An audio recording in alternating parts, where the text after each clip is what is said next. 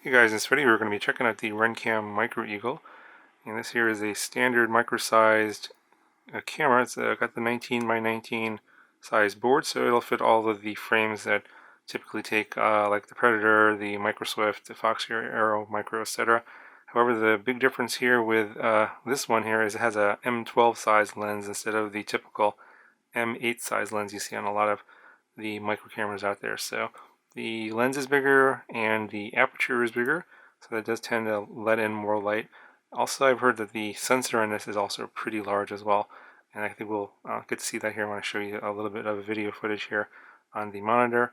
But you can see here it's pretty standard connections here. You got your power ground video connector, the 3-pin connector, and then you got a 2-pin OSD controller connector, and the voltage range in this one is 5 to 36 volts. Pretty typical of all of the RunCams out there currently. Now, in terms of how this Eagle compares to a lot of the other previous generation Eagles, I think this is probably the best one in terms of the settings and the image quality and everything. In each generation of Eagle, they've made improvements. However, if you don't like that shimmering artifacting effect that was present on previous Eagles, it's still here on this version, although I think they've altered the settings to reduce that effect a little bit. But we'll go ahead and I'll go plug this in. We'll look at the image on the monitor as well as the settings. Okay, so I got the camera plugged in, and I'm using one of the OSD joystick controls here. Look at the camera settings. The camera comes default in the 4:3 mode, so I put the monitor in the 4:3 setting here, so you get the standard or the correct aspect ratio. The aspect ratio is switchable from 4:3 to 16:9 within the camera, and also NTSC and PAL switchable. The sensor is, I believe, a 16:9 sensor native, and we'll be able to see that here in a second here.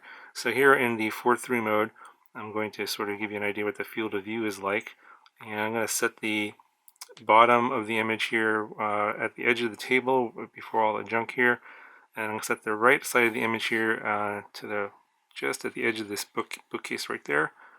So I'm going to set the image like that, so you can see that the top of the image just gets the little bit of the ceiling fan's light there. And over to the left, we're looking at this red box. That is the extent of the horizontal and vertical field of view in the 4:3 mode. And we'll go ahead and change the aspect ratio on the monitor.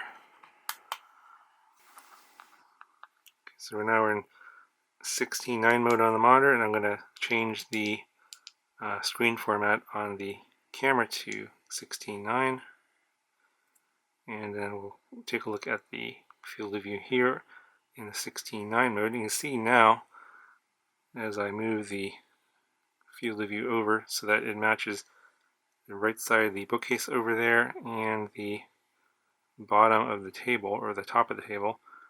You can see that now we have even greater vertical field of view. You can get pretty much all the light there, and we're well past this red box for this little doorway over here.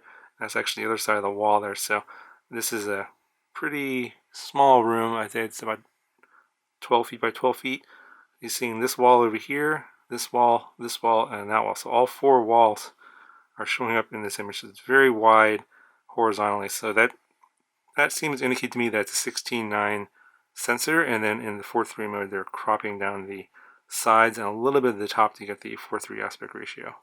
Okay, so I'm going to point the camera at the table so we can look at the menu here. So it's I think pretty much standard stuff here. I don't think they've added anything different. You can change your video format from NTSC to PAL, aspect ratio, language. You can set your camera defaults here. This is the firmware version, 2018-01-2152. I think what you want to look at here is the image section, and here are there's max gain, wide dynamic range, and these are the stock settings here. I'm not going to change anything. I'm just going to show you what's available. Here you can change your sharpness, saturation, and these are all set to manual. I believe in previous versions of the Eagle these were set to auto, and see how some strange distortions and artifacts in a lot of the image. Saturation is still set to auto.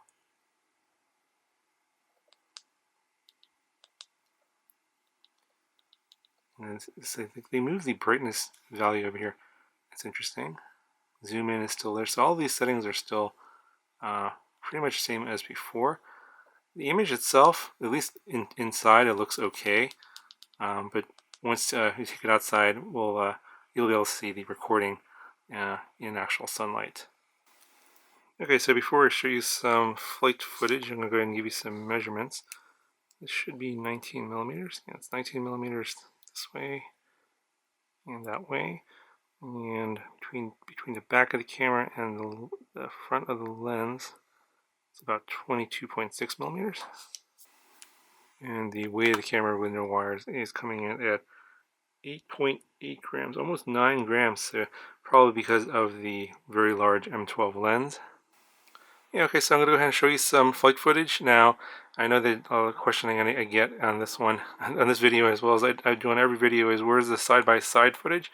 And well, as you probably, some of you guys have probably figured out already, and I know that some of you have made comments about this, is you can do that already with my videos, because I fly all of my, well, at least most of the recent FPV camera reviews, I fly them all the same park, and at the beginning of the flight, I fly the same path twice. So if you want to say what this image compares to, say the new Micro Monster, all you gotta do is go to that video and go to the flight demo section, and at the beginning of the flight you'll see that I'm going to fly the exact same path, and you can then open up two browsers and look at this exact scene that I'm flying. Say like, oh, I want to see what it looks like coming out of under a tree on both flight paths, and you'll be able to see how the image is being handled on both these cameras, because I fly the same path at the beginning of each of the flight demos. So if you guys don't understand what I'm talking about, let me know in the comments below. Maybe I'll make a video to explain that, but all you gotta do is open up the videos in two browsers and look at the just fast forward to the part of the video you're interested in the flight footage, and you can compare the two recordings side by side and make your own judgments as to which image quality is better for you. So it's going to leave it at that, and go ahead and show you the flight footage.